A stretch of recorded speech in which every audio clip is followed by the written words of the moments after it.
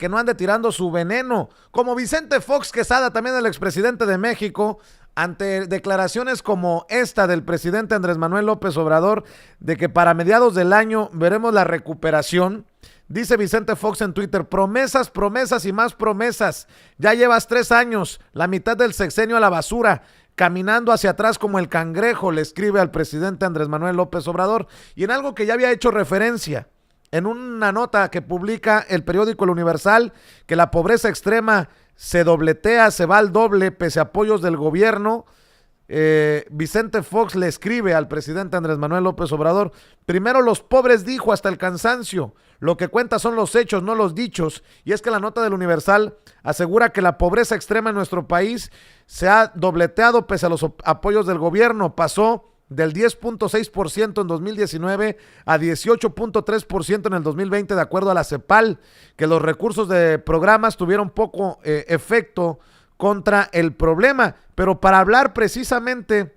de este y otros temas, no solamente en México, sino en América Latina, la pobreza en América Latina durante el COVID, hablemos con el doctor Jesús López Almejo, profesor de Relaciones Internacionales, conductor de Sin Censura presenta Sin Censura Internacional de 7 a 8 de lunes a viernes. Usted lo ve, usted lo apoya, usted lo aprecia como yo. Maestro, profe, doctor, ¿cómo te va? Hola, mi querido Vicente, muy buenas tardes ya, muy contento de estar en este espacio de los viernes nuevamente con ustedes, pues listos para compartir algunas reflexiones muy importantes y muy pertinentes, Vicente. ¿Por qué no empezamos con ese tema? Te propongo el aumento de la pobreza en plena pandemia en América Latina. El COVID-19 ha tenido un impacto, pero pues obviamente los políticos quieren mover el tema a su antojo para sacar raja política. Sí, mira, bueno, primero que nada, es triste y es lamentable que los políticos, al más puro estilo de doble rasero, de doble estándar, pretendan dar lecciones, sobre todo los que ya gobernaron, querido Vicente, de cómo salir de la pobreza, cuando históricamente con ellos no solamente no crecimos, sino además decrecimos, y las desigualdades entre los ricos y los pobres se ahondaron, se profundizaron, de tal suerte que faltan varias décadas para poder llegar a los niveles, por ejemplo, de países como Corea del Sur o países como los países nórdicos, es decir, en donde no haya ricos tan ricos, ni pobres tan pobres, y en donde también empiece a haber un fortalecimiento institucional. ¿Y por qué menciono esto? Porque estas personas se llenan la boca de decir que los actuales no están haciendo las cosas bien porque son incompetentes y son incapaces, y uno se preguntará, si son incompetentes y son incapaces en el contexto de la pandemia, en el contexto de confinamiento económico, en el contexto de contracción económica mundial, en el contexto en el que incluso la India y China, que venían creciendo a 6 y a 9% respectivamente, la India incluso también decreció y China creció un punto porcentual, pero en comparación a lo que venía creciendo en los últimos 30 años, pues prácticamente también decreció 8 puntos porcentuales. ¿Qué pasa con América Latina? ¿Qué pasa con México particularmente? Que ese menos 8.5% que decreció, pues es una oleada, Vicente, que ataca prácticamente a todo el mundo, incluso en Europa en promedio se decreció también a menos 10%, en América Latina se decreció también en un promedio de 9%. Esto significa que aunque no sean buenas noticias, de hecho son noticias negativas, pero se entiende si lo contextualizamos y lo ponemos en un plano más amplio, porque esto significa que no nos está pasando a nosotros nada extraordinario a lo que pasa con el mundo. Y para que estas personas que salen a vociferar y salen incluso hasta se ve la alegría y el gusto porque a este gobierno le vaya mal, y si le va mal, pues sabemos que nos va mal a todos porque finalmente todos estamos en la misma canasta. Pues Vicente, no hay nada extraordinario, decía yo, hay que contextualizar, hay que comparar, ya lo decía la teoría de la interdependencia compleja, estamos en un momento en el que la interacción y los canales de intercomunicación, de interconexión y de impactos mutuos, pues es muy sólida, es variada, y lo que pasa en un punto del continente le termina afectando prácticamente a toda la región. Por esta razón, si nosotros vemos y leemos las noticias, por ejemplo, de lo que sucede en Brasil, de lo que sucede en Argentina, lo que estamos viendo en mismo Colombia, en Chile, en Costa Rica, bueno, en todo Centroamérica, pues vemos que lo que sucede en México es un fenómeno que responde a una lógica no solamente regional, decía, sino también mundial. Y si bien es cierto que, por ejemplo, la CEPAL, la Comisión Económica para América Latina, estima que el total de personas pobres ascendió a 209 millones a finales de 2020 y que 22 millones de personas son más pobres que el año anterior, lo está poniendo en el plano continental, o si lo queremos ver de manera subregional, vamos a pensarlo pues en América Latina, pero esto no significa que no le haya ido mal a Estados Unidos, que también tiene sus nuevos millones de pobres, incluso Canadá. Entonces, ¿cuál es, digamos, la propuesta que tienen ellos? Las medidas neoliberales, la privatización de los recursos nacionales, el seguirle dando, por ejemplo, a las mineras canadienses más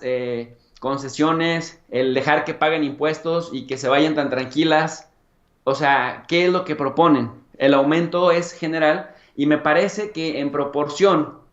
a lo que está pasando con otras economías, esta economía no se ha endeudado, las reservas internacionales van creciendo también a cantidades históricas y estamos viendo también que el peso no se ha debilitado frente al dólar, por el contrario, hay un fortalecimiento paulatino, lo que te habla de que incluso en indicadores macro estamos relativamente estables, querido Vicente. Pues qué interesante este análisis para que la gente entienda lo que es politiquería y lo que es pues parte de esta realidad que no nos puede no gustar, pero que es pues lo que se está viviendo en todo el mundo por la pandemia. Oye, profe, y en plena pandemia, el Papa Francisco visita Irak. Estaba viendo las imágenes, no sé si las pueda soltarse, si las imágenes de cómo reciben al Papa Francisco en Irak. Este es un viaje histórico, profe. Sin duda alguna es un viaje histórico, querido Vicente, porque en primer lugar es el primer papa católico que visita Irak. En segundo lugar, porque en Irak, antes de la invasión de Estados Unidos, había 1.5 millones de cristianos de diferentes denominaciones, pero mayoritariamente católicos. Y después de que Estados Unidos llegó, rompió el tejido social porque invadió, ocupó militarmente Irak, fomentó también los atentados terroristas y la reacción de organizaciones como Al-Qaeda y como esta todavía más loquita, el Estado Islámico, el Daesh, en 2014, pues las comunidades cristianas fueron las más perseguidas y esto generó, Vicente, que de ser 1.5 millones pasaran en 2021 a ser únicamente entre 250,000 y 300,000 personas en este país, en donde, de acuerdo a la lista mundial de cristianos perseguidos, 2021, Irak es el país número 7 en el mundo con más persecuciones de los cristianos. Por cada 5 cristianos en el continente asiático y específicamente en la región del Medio Oriente, hay dos cristianos perseguidos. En América Latina persiguen a un cristiano de cada 12 y en África persiguen a un cristiano de cada 6, lo que te habla de que también la visita del Papa Francisco a esta zona, a este lugar de mayoría musulmana, 99% de la población es musulmana, 30% es sunita y 60% es chiita. Bueno, es remoralizar y hacer sentir su apoyo justamente, Vicente, a estas comunidades cristianas en un país en donde, por el contexto bélico, pero incluso antes del contexto bélico, sufrían ciertas persecuciones.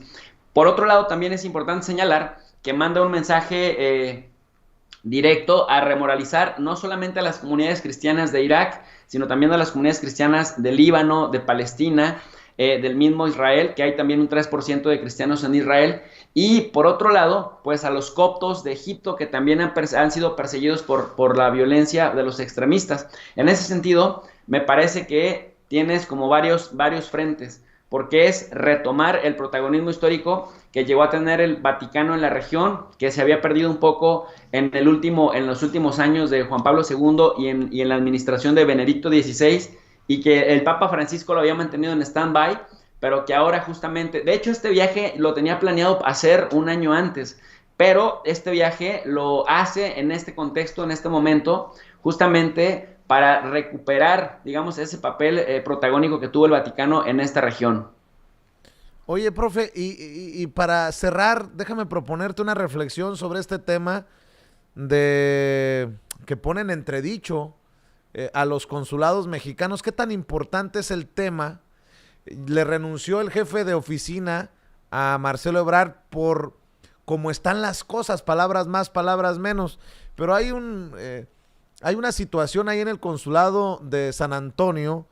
Se ha confirmado, al menos con información y fotografías que ha presentado Dolia Esteves, la corresponsal mexicana en Washington,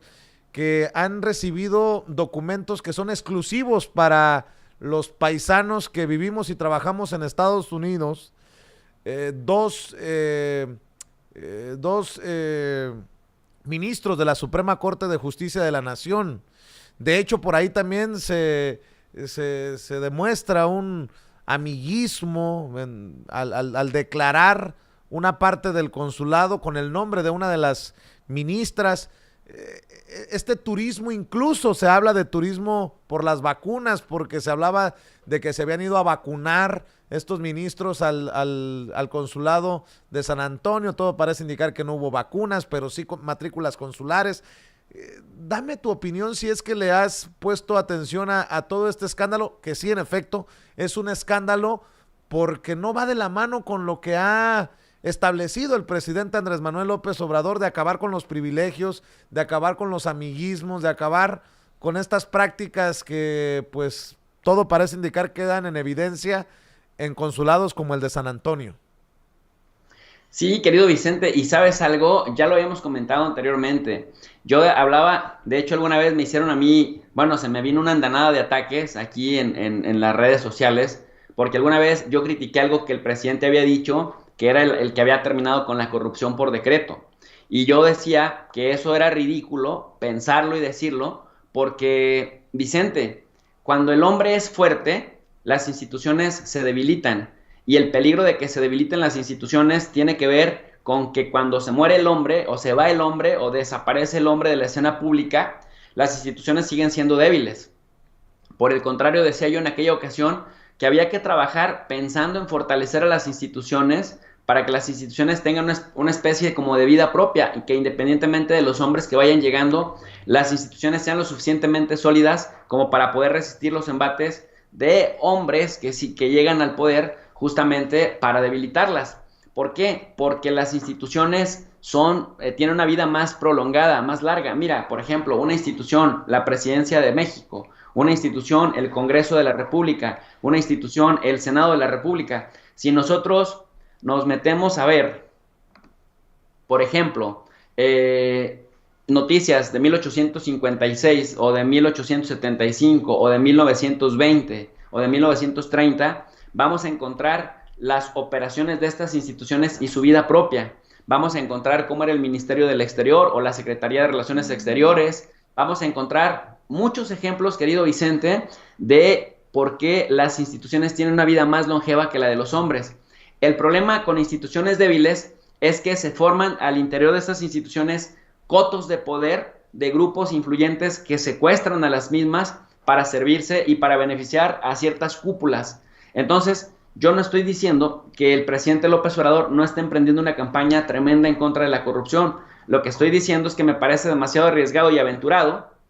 decir que ya no se hace lo que se hacía antes, cuando a pedazos estamos viendo por un lado y por otro lado que incluso gente cercana al presidente, como esto que estamos viendo con estos ministros que fueron a ponerse la vacuna y todo este escándalo que hay en San Antonio por los no quiero llamarles fifí, pero con la gente acomodada o con los empresarios, que ya lo hemos dicho una y otra vez, no escatiman esfuerzos en primero ponerse ellos en condiciones de seguridad, aunque para ello tengan que torcer las leyes estas y buscar las lagunas de Estados Unidos,